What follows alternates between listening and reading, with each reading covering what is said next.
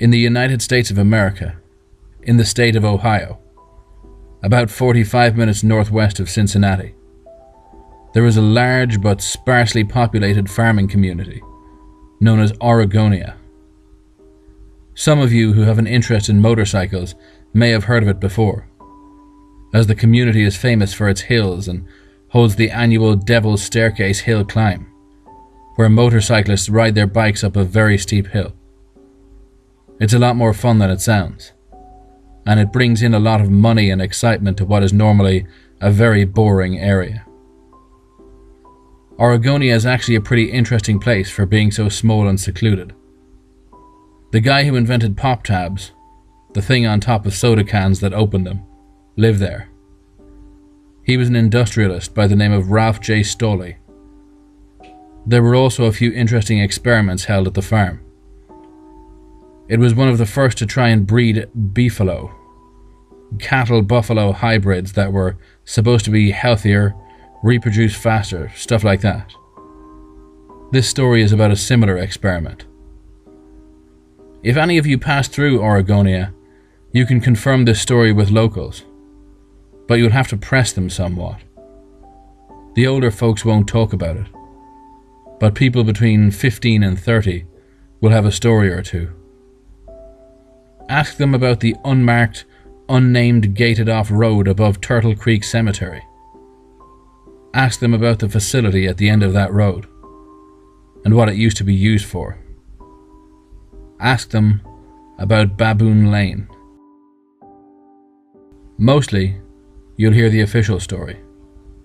The facility at the end of Baboon Lane was a research lab that specialized in studying the effects of various diseases on baboons, who are closely related to humans, and so the research is viable. Another story says that Stolle had to do something with his money, so he bought a bunch of animals but couldn't properly care for them and just locked them in there.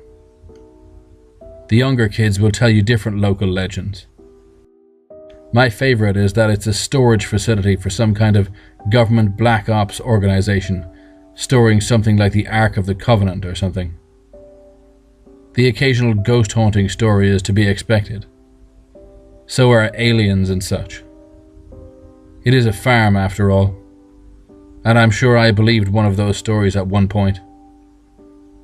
But on a rare occasion, someone will know and be willing to part with the truth. And when they do, you'll understand why it's so rare. My story starts, as many of my childhood stories start. My cousins were over at my grandparents' home.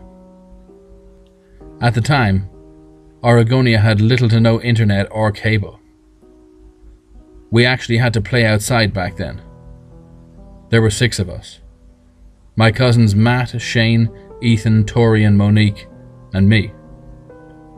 I was the youngest, only 8 when this happened. But my older cousins usually treated me well and made me a part of everything. If not only because I lived there with my parents, just up the road from my grandparents' house. I knew all the trails, the hills, the valleys, the places to play. Without me, they would get lost. And they did pretty often if they didn't take me or got separated. When we were all there together, we would usually grab a bunch of toy guns and play soldiers. Even the girls, because there wasn't much else to do. Sometimes we'd grab sticks and fight, and sometimes we'd play tag, or hide and seek in the woods. But I always won, so we didn't play that often. This story was soldiers. We were all dropped into Normandy to fight Nazis. D-Day was in the morning, just after we ate breakfast. By the time noon rolled around, we were in Vietnam. And after dinner, when the sun was setting, we were out of wars to fight. The oldest of us, Matt, looked at me and said, "Is there anything else we can do?" I thought about it, and replied, "When I remember this part of the story, it's where I wince. Like watching that part in a movie where a character makes a stupid decision that gets someone killed. I didn't get hurt, but There are things you just don't want to know, and the deal with Baboon Lane was one of them. "We could check out Baboon Lane," I said. They seemed interested. I don't remember exactly when I heard about it, but I remember holding on to the knowledge until asked, because I wanted to impress them. I told them the local legends, and with the sun setting, we all agreed it'd be cool to explore. None of us wanted to admit we were scared. Me least of all, being the youngest and having the most to prove. If they are told of Baboon Lane, every child is told not to go near it. I was given the same warning, but my cousins weren't. I wasn't afraid of getting in trouble, as we always went places we weren't supposed to go.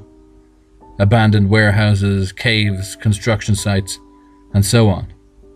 And nothing bad ever happened. We finally got there, just as it got dark. We didn't have to be home for another 2 hours or so we had time. We checked the area for security guards or cameras, but didn't find any. The door was locked, but a window was broken out, so we just snuck in. There were a few buildings. The smaller buildings were just offices and storage. But the biggest one is what this story is about. It was a big, long building, separated into portions. Inside the first portion of the building was just a normal office. It was like a reception area and some desks. We didn't stay there long, as there was a big sliding door opposite the front door. We went through. It was the size of a warehouse. In fact, I think they may have cleaned it out and use it for storage nowadays. The right wall was lined with cages. We looked at those first. Each cage was about 5 feet tall, 2 wide and maybe 2 deep. Matt tried to get in. He was 14 and too tall for it, having to bend his head slightly. There wasn't enough room for him to sit either. The left wall had a lot of equipment on it. Big machines that you see in old black and white pictures of military installations. Beakers, test tubes, big industrial sinks and other lab equipment. There was a second floor. We poked around and didn't find anything. In the next section were offices, but more like work offices rather than some kind of reception.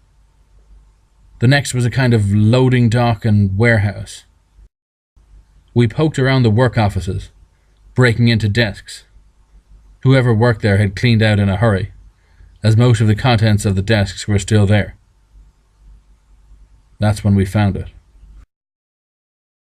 It was in the biggest office, on the second story. It had a window overlooking the bigger laboratory sections. The desk wasn't locked, just rusted shut. Inside were a few cigar boxes, and in one of them was a book. It was 1 part personal journal, 1 part official logbook. Some of the sheets had a kind of inventory. Others looked like chemical formulae, and finally the journal entries. Most of the entries were illegible. Some water had gotten in at some point and messed up the ink.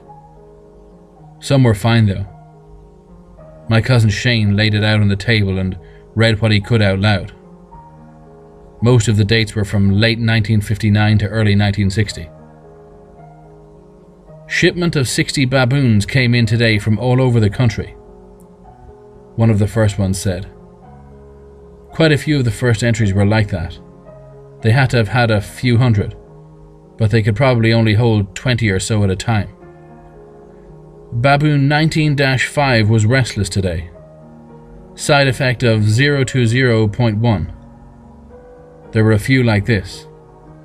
I remember another one was Baboon 42-1 died of 020.2, and so on. But the journal wasn't finished. It was only about 3/4 full.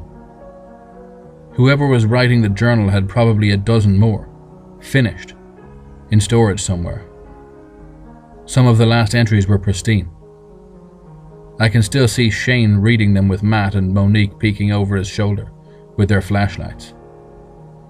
Baboon 53-3 asked for a preacher. He knows he's dying. Baboon 38-2 and 22-4 escaped. 22-4 died of the cold near the lake. 38-2 is still at large. Police stopped by the facility today. 38-2 may have talked to them. Baboon 38-2 was returned to us. Police weren't happy, but they had orders from high up. I told him he belonged here. He was doing more help to us than rotting in some prison. One of the officers said that nobody belonged here. I told him that 38-2 should have thought about that before raping a white woman. It was somewhere around there that Shane stopped. Everybody got real quiet. We left. Nobody talked much and everyone seemed sick. I was just curious as to how a baboon could talk. I didn't piece it all together until someone told me about the Tuskegee experiments when I was in college.